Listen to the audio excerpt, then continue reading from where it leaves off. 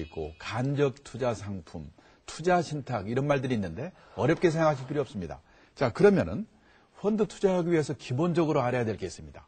펀드가 도대체 어떤 종류가 있는가 이걸 알아야 되는데 우선 기본적으로 주식형 펀드라는 게 있습니다. 주식형 펀드는요, 말 그대로 주로 주식의 운용을 하기 때문에 주가는 오르고 떨어지고 그러거든요.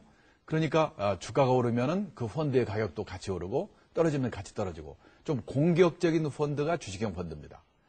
그 다음에 채권형 펀드라는 게 있습니다. 채권이라는 건 뭐냐면 돈을 빌렸다는 증서입니다. 그러니까 채권형 펀드에 투자하게 되면은 채권을 발행한 회사가 망하거나 또는 금리가 크게 오르면요, 채권값은 떨어집니다. 이런 일이 없으면은 채권형 펀드는 원금을 깨질 염려가 좀 주식형 보험보다 별로 없는 거, 좀 안정적인 상품 이렇게 생각하시면 되겠습니다. 그 다음에요, MMF라는 게 있습니다. 머니마켓 펀드 이렇게 얘기하는데 이거는 은행 예금처럼 언제든지 입출금이 가능한데 은행 예금은요, 예를 들어서 100만 원이 있다. 보통 예금을 하면요, 뭐 0. 몇 %밖에 금리가 안 줍니다. 그런데 이거를 MMF에 넣게 되면 연 4% 정도의 수익이 납니다. 그러니까 단기 자금을 운용하는 수단으로 아주 좋은 상품이 MMF입니다. 그래서 주식형 펀드, 채권형 펀드, MMF 이거를 펀드의 3대 유형이다 이렇게 생각하면 됩니다. 펀드 투자를 해야 되겠는데 자, 이제부터 주가가 오를 것 같으니까 당신 말하는 주식형 펀드 사는 게 좋으냐? 뭐 이렇게 질문하실 겁니다. 그런데 저는요, 보통 사람이 주가가 오를지 떨어질지 이걸 예측하는 게 쉽지 않습니다. 따라서 보통 사람들은 너무 주가에 신경 쓰지 말고 펀드 투자를 하는 게 좋다. 그럼 어떡하란 말이냐? 우선 젊은 분들이 한 달에 월급을 타서 쓰고 몇십만 원씩 투자를 한다. 이렇게 한 달에 50만 원, 이번 달에도 50만 원 이렇게 투자하는 것을 적립식이라고 합니다. 그래서 저는요, 소액 투자를 할 경우에는 적립식으로 하라 이렇게 말씀을 드립니다. 그리고 예를 들어서 저같이 나이가 좀 있는 사람이라도 저는 2년 전에 제 외손녀가 태어났습니다. 그래서 외손녀 이름으로요, 어린이 펀드, 칠드렌 펀드라고 하는 것을 한 달에 30만 원씩 이렇게 가입시켜줍니다. 왜냐면요, 이걸 10몇 년을 잘 하면은 제 외손녀가 고등학교, 대학 들어갈 때 그걸로 학자금을 쓸 수가 있습니다. 그리고 우리 외손녀가 유치원 다닐 때쯤 되면은 그 펀드를 운용하는 회사에서 제 외손녀와 그 외손녀의 어머니인 제 딸이죠. 딸에게 여러 가지 경제교육을 시켜줍니다. 그래서 경제교육 플러스 학자금 마련을 위해서 제가 어린이 펀드를 적립식으로 투자합니다. 그런데요, 적립식으로 투자를 하실 때는 가능하면 주식형 펀드, 공격적인 펀드로 하는 게 의미가 있습니다. 채권형 펀드도 안 되는 건 아닌데 적립식 펀드는 소액으로 하기 때문에 좀 공격적인 주식형 펀드에 운영해라. 자, 그러면 한번 내가 해봐야 되겠는데 지금 현재 주가 수준이 높으니까 좀 떨어질 때까지 기다려서 시작하는 게 좋지 않느냐 이렇게 질문하실 겁니다. 그런데 저는요, 주식형 펀드를 적립식으로 할 때는 뭐 어느 때 시작해도 상관없다. 예를 들어서 그때 시작할 때가 주가 수준이 좀 높을 때였다. 그래도 상관없습니다. 주가가 높으면요, 펀드라는 것은 주식이 모아져서 펀드가 됐기 때문에 펀드의 평균 그 가격이 좀 비쌉니다. 그렇지 않겠습니까? 그러면은 50만 원으로 살 수 있는 그 펀드의 수량을 많이 살 수가 없습니다. 조금밖에 못 삽니다. 그래서 50만 원씩 예를 들어서 4개월을 투자를 했다. 200만 원이 들어갔습니다. 그런데요, 5개월째 되는 달에 주가가 크게 떨어졌습니다. 그래서 어떻게 내 투자한 펀드가 어떻게 돼 있을까? 가서 이제 산 데 가서 찍어봅니다. 그랬더니 주가가 많이 떨어져가지고 원본이 200만 원이 들어갔는데 그 평가한 가격이 175만 원이 돼버렸습니다. 25만 원이 뭐 바람과 함께 사라져버렸어요. 그러면 처음 하는 분들은 이런 나쁜 사람들이 있나. 그래서 해약해 가는 사람들이 많습니다. 그러면요, 아예 그런 분들은 처음부터 안 하는 게 좋습니다. 오히려 그때가 찬스입니다. 기회입니다. 왜냐하면 펀드 주가가 낮아졌기 때문에 펀드의 평균 가격이 아주 싸진 겁니다. 그래서 50만 원을 가지고 지난달까지는 100개밖에 못 샀던 펀드를 이번 달에는 주가가 낮아졌기 때문에 110개, 120개 같은 돈으로 더 많은 수량의 펀드를 살 수 있습니다. 이게 좋은 겁니다.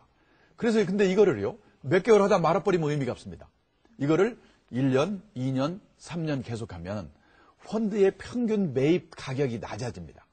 그래가지고 여기 보시다시피 소액 투자, 적립식, 시간 분산 투자 이번 달에도 다음 달에도 시간을 나눠서 한다고 그래서 소액이 모여져 가지고 3천만 원, 5천만 원 목돈이 됐다. 그러면요, 이 목돈이 됐을 때는 투자 방법을 바꿔야 됩니다.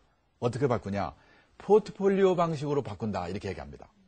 자, 이 포트폴리오라는 말이 이제 좀 전문용어로 들리시겠지만은 앞으로는요, 교양인의 상식 용어입니다.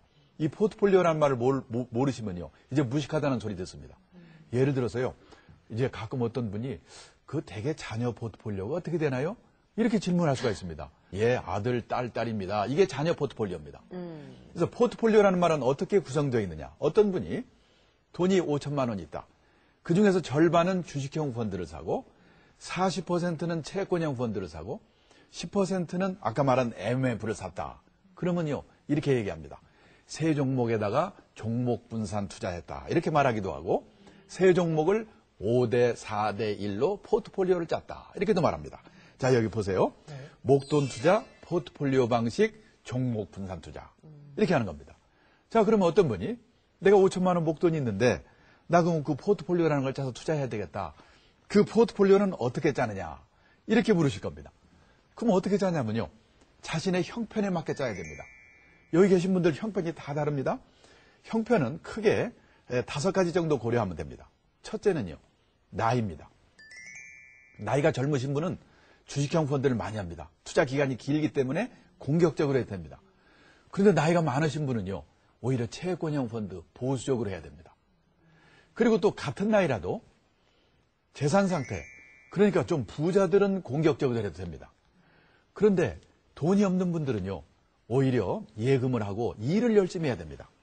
근데 우리 주위에 보면 부자들은 예금이나 하고 가난한 분들은 일당 벌어서 저기 강동구 조정경기장에 가보면 2판 4판으로 걸어버립니다. 그러면 그거 안 되는 겁니다. 없는 분들은 오히려 일을 열심히 해야 됩니다. 그리고 세 번째는 가족 상황. 예를 들어 내년에 출가할 딸이 있다? 그러면 한 몇천만 원 혼수감을 써야 되겠죠? 그 돈에 해당하는 만큼은 1년짜리, 2년짜리 단기 상품으로 갖고 있어야 됩니다. 가족 상황이 포트폴리오에 영향을 줍니다. 그리고 이제 네 번째, 아주 중요한 건 네 번째입니다. 자신의 투자 성향. 여기 계신 분들이요, 얼굴 다른 것처럼 투자 성향이 다 다릅니다. 어떤 분들은 지금 바다 이야기 몇 번 갔다 온 분들이 있을 거고, 아직도 그게 또 횟집인 줄 아는 분들도 있고, 어느 분은요, 어떤 집은 보니까 같은 형제가 가는데도 그렇게 다를 수가 없어요. 딸이 넷 있는 집을 제가 봤는데 그 집의 제일 큰 딸은요, 학교 선생님입니다. 남편도 선생님입니다. 그래서 그런지 그 집은 월급을 받아서 예금 이외에 다른 일하면 죽는 줄 알아요. 그런데 그 집의 막내딸은 같은 형제인데도 못 먹어도 고 요즘 말로 그냥 아주 공격적으로 하는 겁니다. 이렇게 다릅니다. 그런데 문제는 자기 성격이 보수적인 성격인데 공격적으로 포트폴리오를 짰다가 주가가 떨어지면 심장마비로 죽을 수가 있어요. 그래서 자신의 성향을 잘 봐야 됩니다. 그리고 다섯 번째는 투자 기간입니다. 내가 1년 후에 쓸 돈이냐, 그 돈이 5년 후에 쓸 돈이냐, 아니면 노후에 쓸 돈이냐, 이거에 따라서 달라집니다. 여러 가지를 고려해가지고, 아, 나는 좀 공격적으로 해도 되겠구나. 그러니까 투자 기간을 안 뭡니까? 주식형의 비중을 한 50% 하자. 아니야, 나는 너무 공격적으로 하면 안 돼. 그러면 주식형의 비중을 20%만 하자. 이걸 스스로 정해야 됩니다. 그런데 이런 게 좀 복잡하다, 잘 모르겠다. 그럴 때는요, 아주 쉽게 하는 방법이 있습니다. 100에서 자신의 나이를 뺀 만큼만 주식형 펀드를 삽니다. 예를 들어서 내가 40대 투자자다. 그러면 100에서 40을